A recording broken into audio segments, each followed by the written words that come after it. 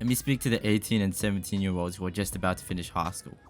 If you have your life together with a job and you're over 20 years old, then this isn't for you because you probably already know what I'm going to say.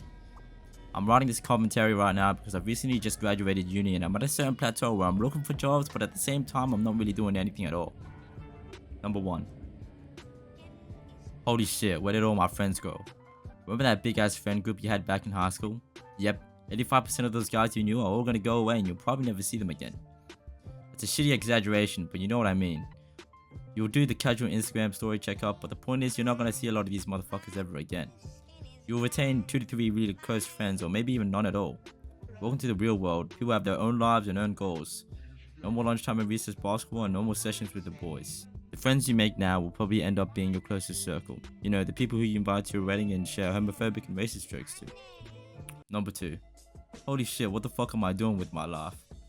So you thought you picked the right path, either uni or trade, but after 2 years you realize you have no interest in whatever you chose. You start to think about all the dreams you had as a kid and how that's mostly not achievable anymore. You start to realize your hoop dreams ain't real and you probably ain't going to the league either. So you start exploring different hobbies and start asking yourself, is this really what I want to spend the rest of my life doing? When I was younger, I thought I had everything on track. Got the grades, sick, now I'll go to uni and get a job. But as you get older, your priorities change, and even though every corny guy says this, I don't want to be working a 9 to 5 for the rest of my life. You start going on social media, constantly comparing yourself to all your previous high school peers. Even the previous school thought seems to have better life direction than you. But to be fair, maybe all that dick was the wake-up call she needed. Welcome to adulthood. You're now fully self-aware. However, that has made you realize you're average as fuck. You take a good look around you, man, and shit. You open up Instagram to doom scroll only to see kids younger than you making way more money. Like, bitch, you're the same age as me and you're making 100k already? Number 3. All your friends are on drugs. Yep, go to a concert or festival and you realize how normal it is that everyone is coked up all the way like Everest. A recent survey of 2,305 participants at 23 festivals in Victoria reported that almost half, 48% of people, recently used drugs and 24% intended to take those drugs at the next festival.